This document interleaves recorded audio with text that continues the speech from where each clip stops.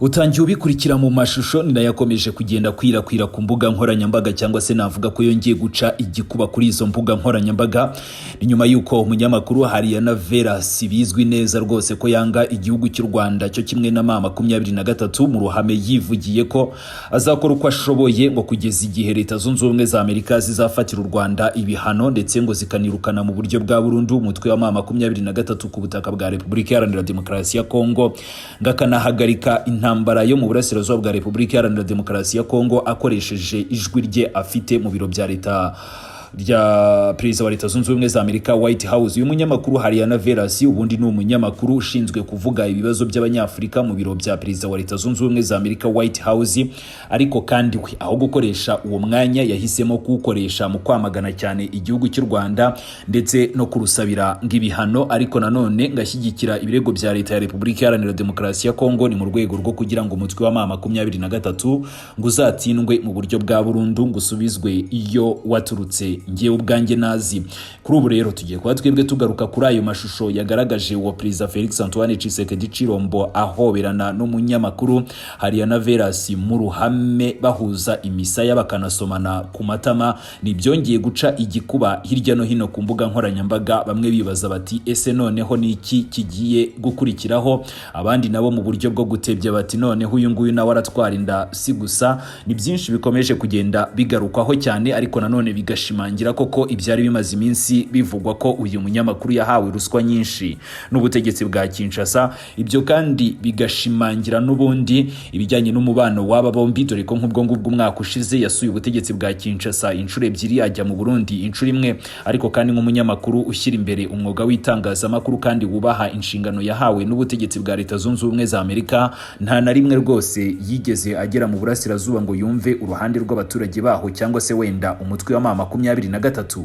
Ribaho hasi yanditse subscribe. Inkuru yacu iraza gushimangira ibirego uyu munyamakuru akomeje kugenda aregwa ko yaba yarahawe ruswa, dore ko ari n'amashusho yamugaragaje bamuha impano. Ndavuga ubutegetsi bwa Kinshasa. Olivier Nduhungirehe yasobanuye neza ibi byose. Tugiye kwifashisha itangazo yasohoye tunarebera hamwe ibikomeje kugenda bivugwa kuri aya mashusho watangiye ukurikira. Ni n'amashusho kuri ubu ngubu akomeje kugarukwaho cyane ku mbuga nkoranyambaga.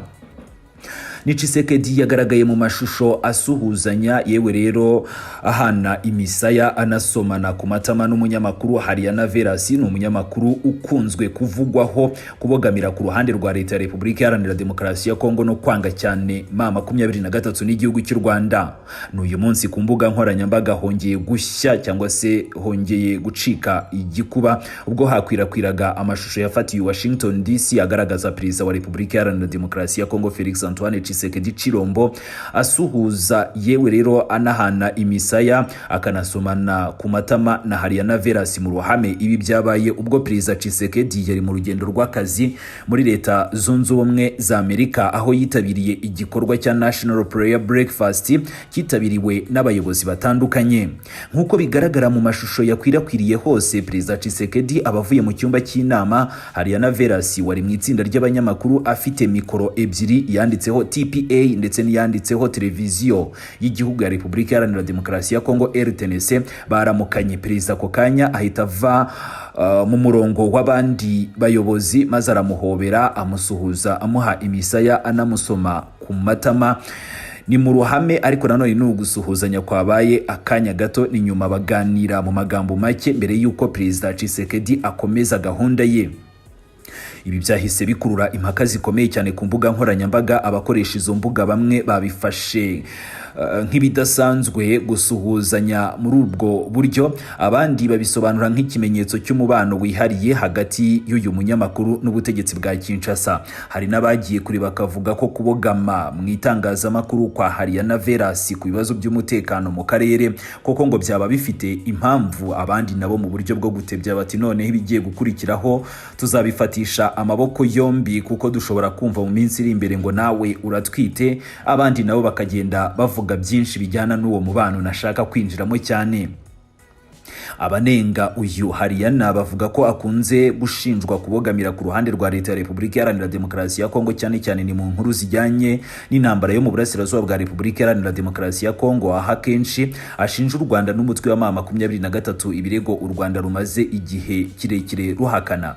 Banavuga ko atigeze na rimwe aganira ku mugaragaro n'impande zose zirebwa n'iyo ntambara, cyane cyane uruhande rwa M23, bityo rero bagashidikanya rwose ku bijyanye n'umwuga we w'itangazamakuru cyangwa se wenda na gahunda yaba afite.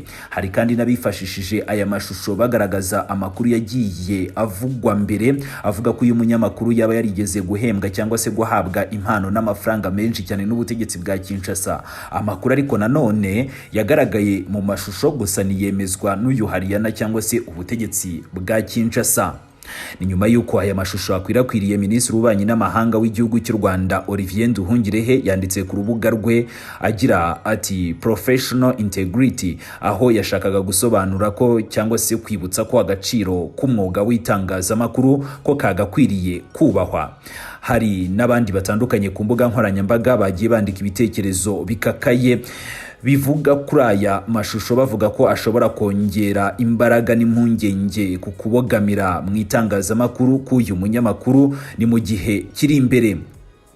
Olivier Nduhungirehe ubwo yabigarukagaho mu buryo burambuye yagize ati Madamu Hariyana Veras, mwivugiye rwose mu ruhame kandi muhagaze mushikamye ko muharanira ubwigenge n'ubunyamwuga bwanyu bw'itangazamakuru nk'umunyamakuru wiyemeje ukuri kandi kuvuga ku mugabane wa Afurika, ukuri kudahagarikira gusa ku myitwarire myiza y'itangazamakuru. Atariko nanone izo ndangagaciro nziza kandi zigomba no kuyobora umwuga wawe, ndetse biragaragara neza ko utajya uzubahiriza.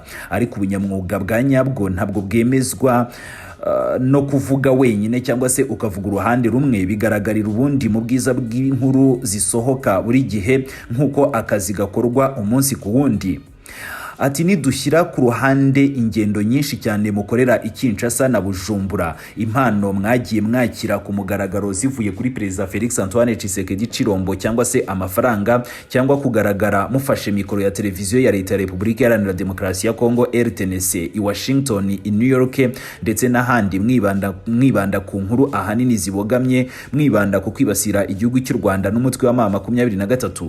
Ati twibande ku nkuru mwakoze ku makimbirane yo mu burasirazuba bwa Repubulika Iharanira Demokarasi ya Kongo mu myaka ishize, kugira ngo turebe niba koko mushobora wenda kwitwa umunyamakuru ufite ubunyamwuga. Icyambere ati nta na rimwe mu nkuru cyangwa se ibiganiro mwakoze mwigeze muvuga ku mutwe wa FDLR habe na gato, habe no kwamagana imikorere y'uyu mutwe w'iterabwoba wakoze jenoside n'ingabo za leta ya Kongo FARDC, cyangwa se wenda kugaragaza ibyaha by'ivanguramoko cyangwa se ibibazo byibasira abaturage b'abatutsi mu burasirazuba bwa Repubulika Iharanira Demokarasi ya Kongo. Ati hano hari amahitamo abiri, either cyangwa se rimwe ntabwo wigeze uvuga FDLR, bikaba wenda byashyira mu kibazo ubunyamwuga bwawe cyangwa se ubunyamwuga bwanyu. Ati cyangwa se wenda muzi FDLR n'ibyaha byayo ariko mukabigira nkaho bitabaho, bityo bikaba rero byashyira mu kibazo ubunyangamugayo bwanyu mu mwuga wanyu w'itangazamakuru.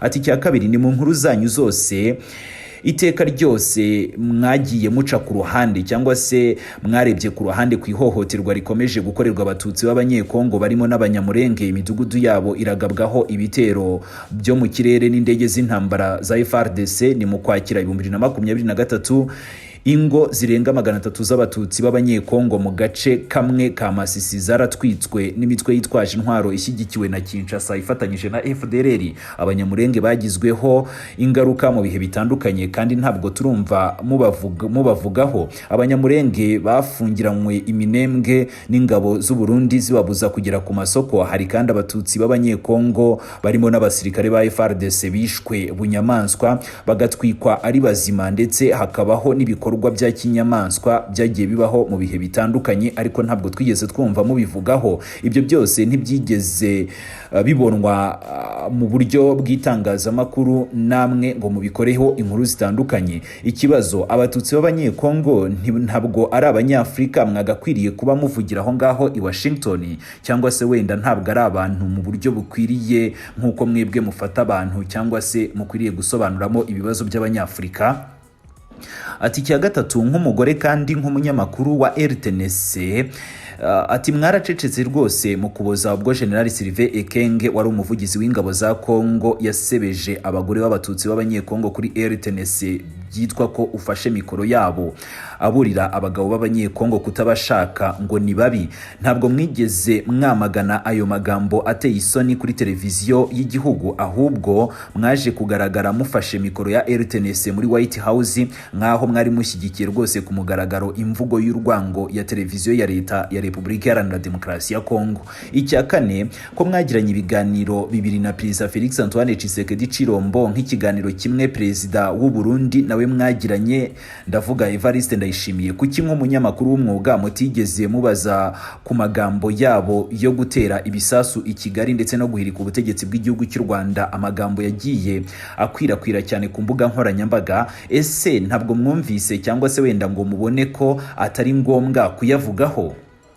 Ati icya gatanu, kuki nk'umunyamakuru w'umwuga kandi inzobere rwose kuri Repubulika Iharanira Demokarasi ya Kongo mutigeze mubaza ku bijyanye n'ikoreshwa ry'abacancuro b'abanyamahanga na Perezida Tshisekedi ryakozwe rinyuranyije n'icyemezo cy'umuryango wa Afurika yunze ubumwe, umuryango w'ubumwe bw'Uburayi, umuryango wa Loni, by'umwihariko icyemezo cy'umuryango wa Afurika yunze ubumwe cyo mwaka w'1997 n'amasezerano ya Loni yo mwaka w'1989. Ni mu buryo rusange kuki inkuru n'ibiganiro byanyu bitajya bivugwa cyangwa se ngo bigaragare mu buryo bwo guhakanya cyangwa se wenda kubaza Repubulika Iharanira Demokarasi ya Kongo inshingano zayo? Mu buryo rusange kuki mu nkuru n'ibiganiro byanyu tutajya twumva habe na gake kunenga guverinoma ya Repubulika Iharanira Demokarasi ya Kongo cyangwa se Perezida Tshisekedi, nyamara hari raporo nyinshi cyane za Loni n'izindi nzego mpuzamahanga zibigaragaza?